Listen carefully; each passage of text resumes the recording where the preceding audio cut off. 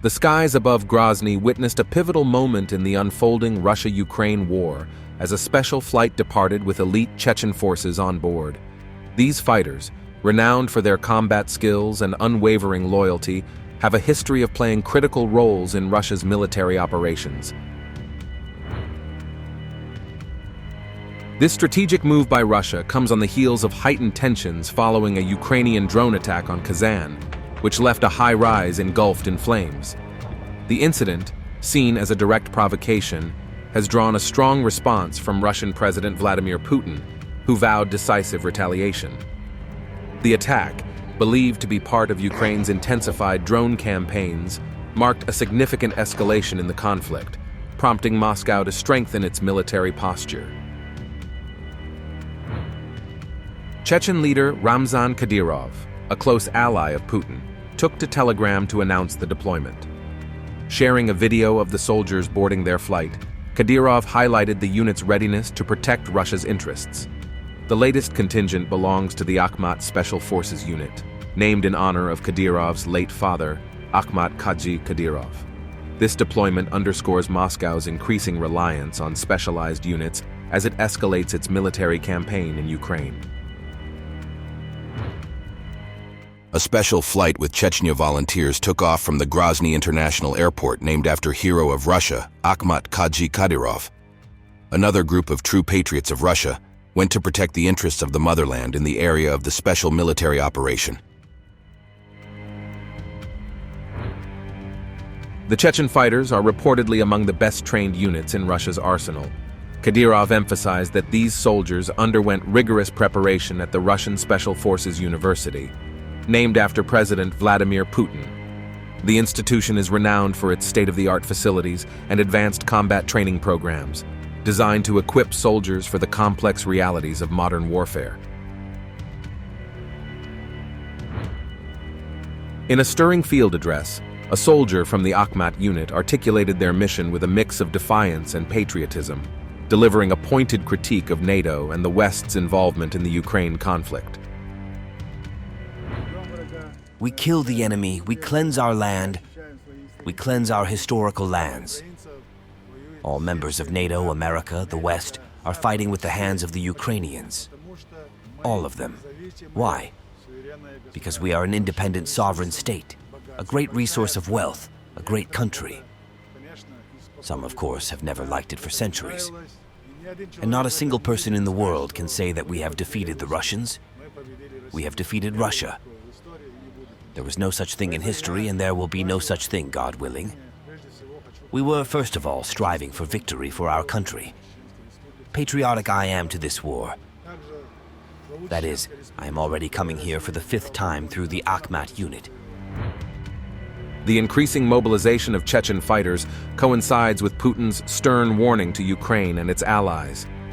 Speaking after the Kazan drone attack, the Russian president delivered a chilling message, emphasizing that any attempt to harm Russia would result in devastating consequences for the perpetrators.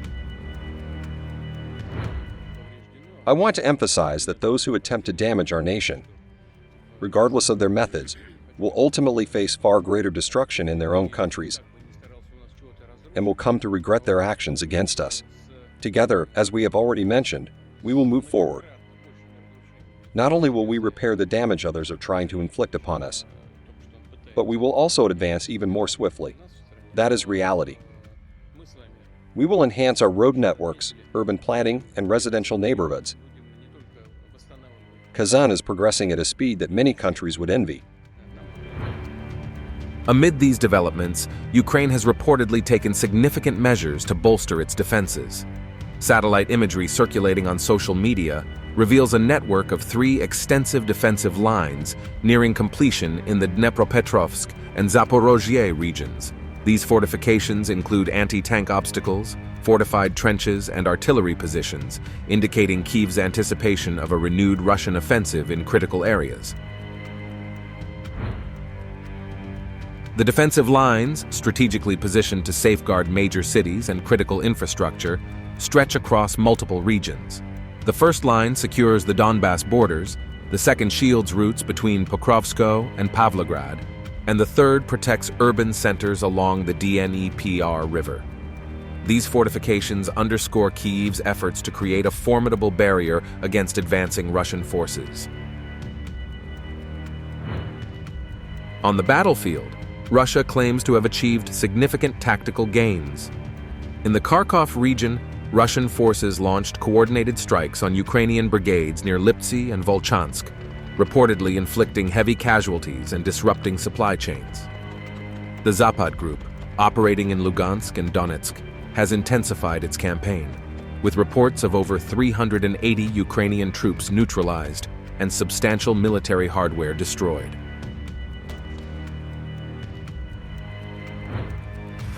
The Center Group continues its operations in Donetsk, focusing on repelling Ukrainian counterattacks. Russian reports indicate that up to 585 Ukrainian troops were neutralized during clashes, alongside the destruction of multiple armored vehicles.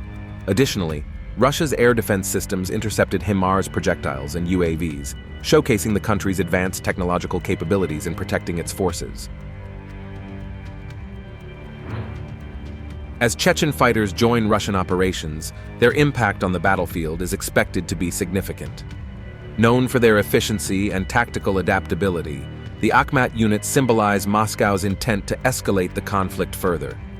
Military analysts suggest their deployment could serve both strategic and symbolic purposes, sending a message of unity and resolve to Russia's adversaries.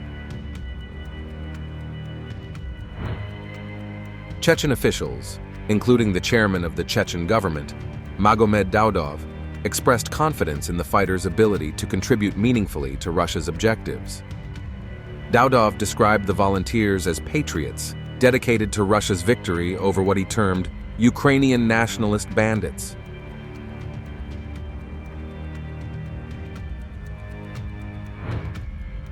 With the arrival of Chechen forces and Ukraine's intensified defensive measures, the conflict enters a critical and potentially more destructive phase. Both sides appear to be bracing for escalations that could redefine the trajectory of this protracted war.